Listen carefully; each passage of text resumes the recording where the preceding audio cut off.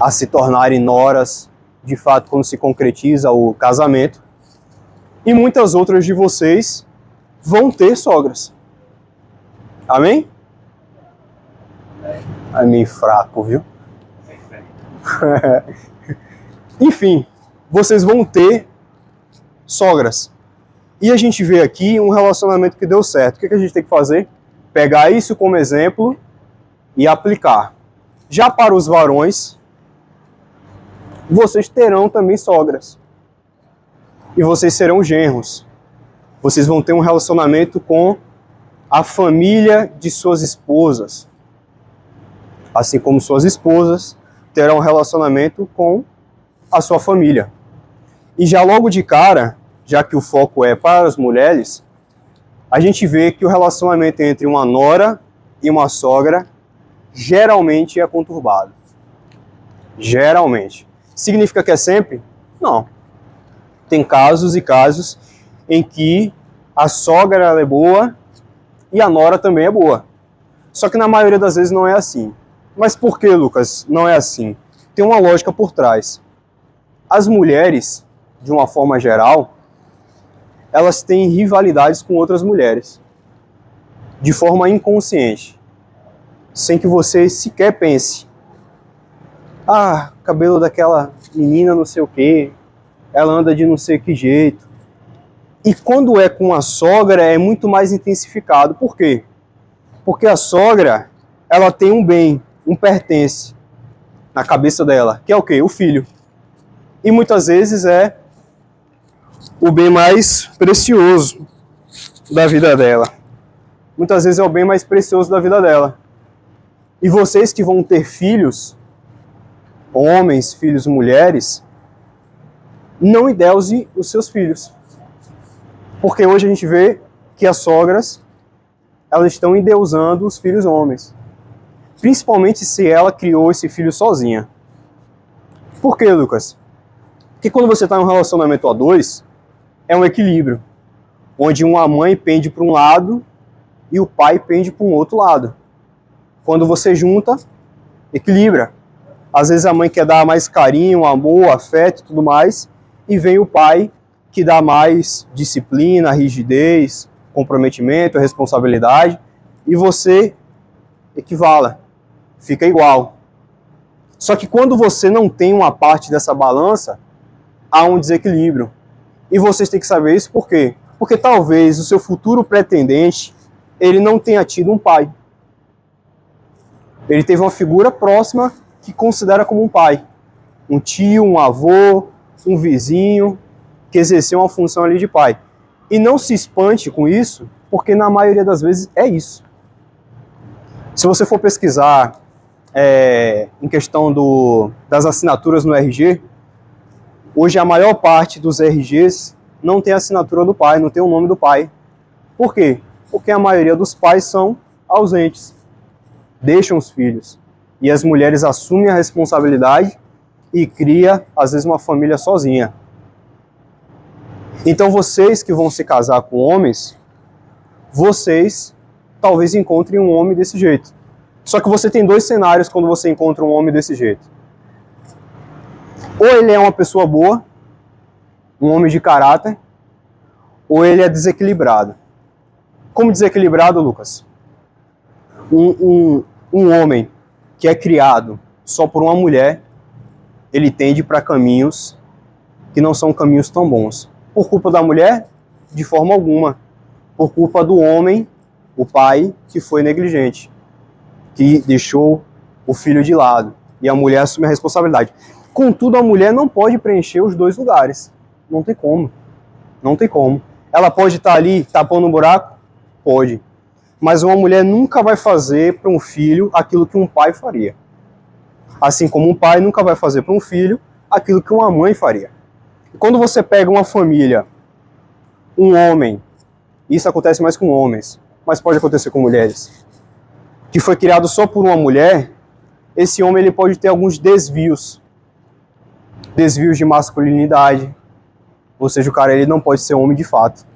Como assim, Lucas? Às vezes ele só tem um referencial feminino, ele só aprendeu a conviver com mulheres, Aí às vezes ele tem irmãs, às vezes ele tem a mãe, mas não teve um referencial masculino, de homem. Então esse cara ele vai ser meio pro lado feminino. Eu vi uma reportagem no Instagram que eu vi o total, assim, a criança ali muito, posso dizer, meu Deus, confundindo a cabeça da criança.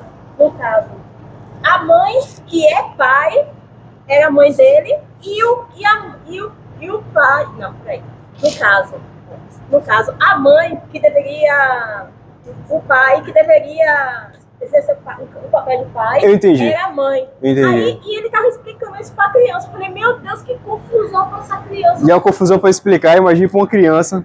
Isso. E aí a gente vê isso hoje. Hoje está tão evoluído que o pai, que era para fazer função de pai, faz papel de mulher. E os senhores fiquem alerta com isso. Cada um faça a sua função no relacionamento. E a mulher, que era para exercer a função de mulher, está querendo exercer a função de homem. Como é que isso é, Lucas?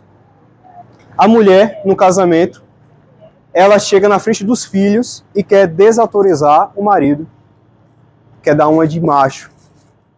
Ah não, eu que tomo as atitudes, fala alto, bate no peito, etc. Essa mulher está fazendo o papel de mulher? Ela está fazendo o papel de marido. Culpa de quem? Culpa dela, mas culpa do homem que aceita isso. Que permite que a mulher exerça um papel que não é dela. E você acha que quando chegar naquele grande dia, o peso maior vai ser para quem? Para o homem. Por quê? Porque ele é o cabeça, a responsabilidade. Quando Deus vem indagar e questionar o homem por ter pecado, ele vai em quem? Na serpente. Não. Ele vai no homem.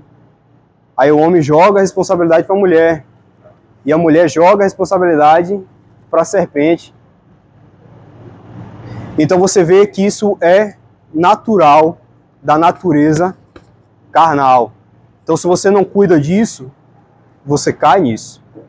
Por isso que a gente não pode inverter os papéis.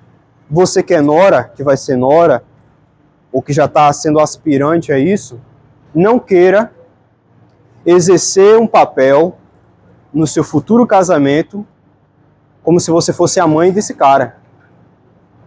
Como se você quisesse tratar ele como se você fosse a mãe. Não, vou dar todas as regalias e não sei o quê. Você não está cultivando um homem. Você está cultivando um filho. E a gente vê isso muito em relacionamentos. Isso vai para os homens. Os homens, eles não têm maturidade, eles não têm discernimento, e eles casam e não se tornam homens, eles se tornam filhos. Olha que loucura. Ele não fez aquela passagem bíblica, deixará o seu pai e a sua mãe, unir-se à sua mulher. Não. Ele se uniu sexualmente com a sua mulher, mas está vinculado emocionalmente com os pais. Ou seja, para ele tomar uma decisão, ele tem que perguntar para o pai se deixa ou não, para a mãe se deixa ou não. E geralmente, quando é uma mãe que cria os filhos, essa mãe ela tende a ser autoritária. Que é o quê? Você só faz o que eu quiser. E ela vai impregnando isso na sua mente de tal forma que você vai acreditando que tudo que você tem que fazer, você tem que falar, olha, vou no banheiro, vou beber água, posso me casar com fulano de tal? Você está entendendo? Agora também não é para você descartar a opinião dos seus pais. Porque existe uma bênção, existe uma parte sensitiva dos pais concernente à aprovação do seu casamento. Mas esse não é o ponto. Então não inverta os papéis e não inverta a ordem. Aqui a gente vê que Ruth, ela tomou uma atitude fenomenal. Eu não sei se na revista de vocês tem, mas a palavra-chave dessa revista é honra. A palavra-chave dessa revista é honra. Por que Ruth foi abençoada? Porque ela honrou. Agora eu pergunto para vocês, Ruth precisava honrar Noemi do jeito que honrou? O que vocês acham? Não precisava. Não precisava. A própria Noemi exerceu e liberou uma bênção para que Ruth fosse. Ruth e Orfa. Vocês podem ir porque eu não vou ter mais filhos, já sou velha, não tem como eu ter um marido hoje, fazer um filho e vocês esperarem ele virar adulto para vocês casarem com eles. Vão, que Deus abençoe vocês. Orfa foi. O que aconteceu com Orfa? Se alguém souber, pode me falar aí o que aconteceu com ela. E depois disso?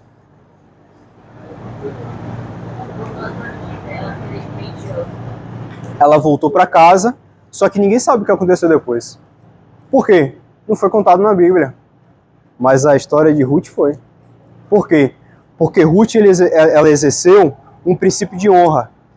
E geralmente a honra, meus irmãos, ela não é nem sempre quando a pessoa que você está honrando merece, ou quando necessariamente você precisa honrar. Como é que é isso, Lucas? Ela não precisava honrar, certo? Mas ela decidiu honrar, mesmo sem precisar. E mediante essa atitude, ela foi abençoada. E a gente está pregando sobre ela aqui hoje. Às vezes Deus quer te passar mais do que ele pede. De fato, você vê Ana e a mãe de Sansão. A Sansão é uma pessoa que falou de Pies, né? Estabeleceu sobre a vida dela que ela ia ter um filho que ia ser nazireu. Ana, antes de receber, ela falou que se tivesse um filho, ia consagrar um nazireu para o Senhor. Exatamente. Olha que profundo.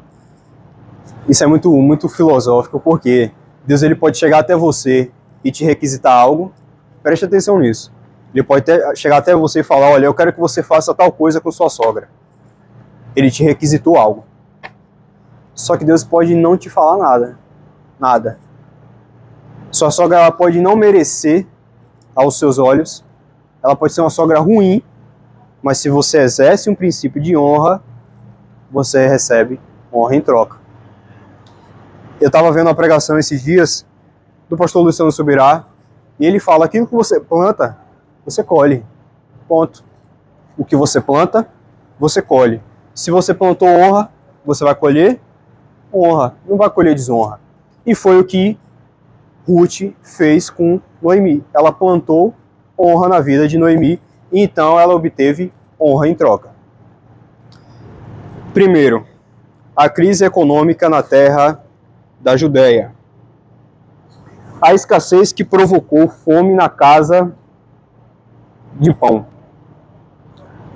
O alimento básico das famílias que viviam na região da Judéia estava escasso por causa do mau governo dos últimos juízes de Israel, que abandonaram o Senhor. A cidade de Belém, de onde Noemi saiu com seu marido Elimeleque, era o lugar que anteriormente sofreu de sequidão e escassez. Ora, a palavra Belém significa casa de pão, mas a cidade de pão estava sem pão, que representava o sustento material do povo.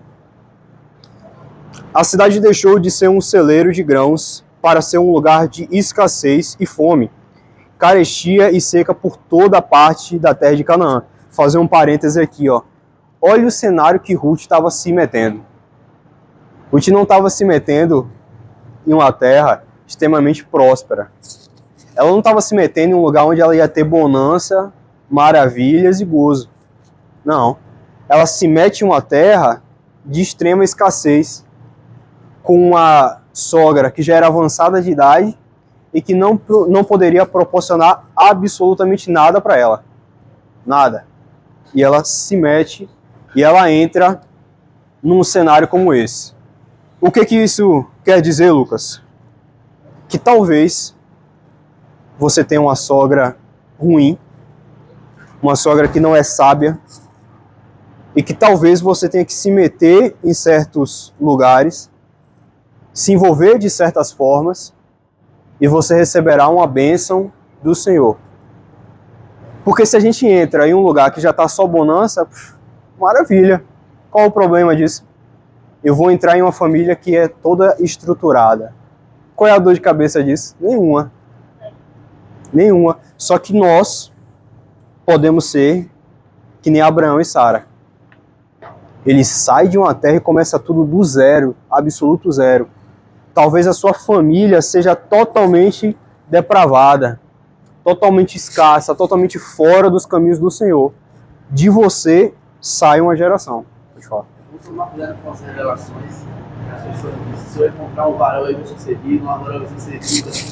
Exatamente. Pode, mas é muito difícil essas revelações acontecerem. Exatamente. Isso é complexo porque no meio pentecostal é o que mais tem. São revelações e revelações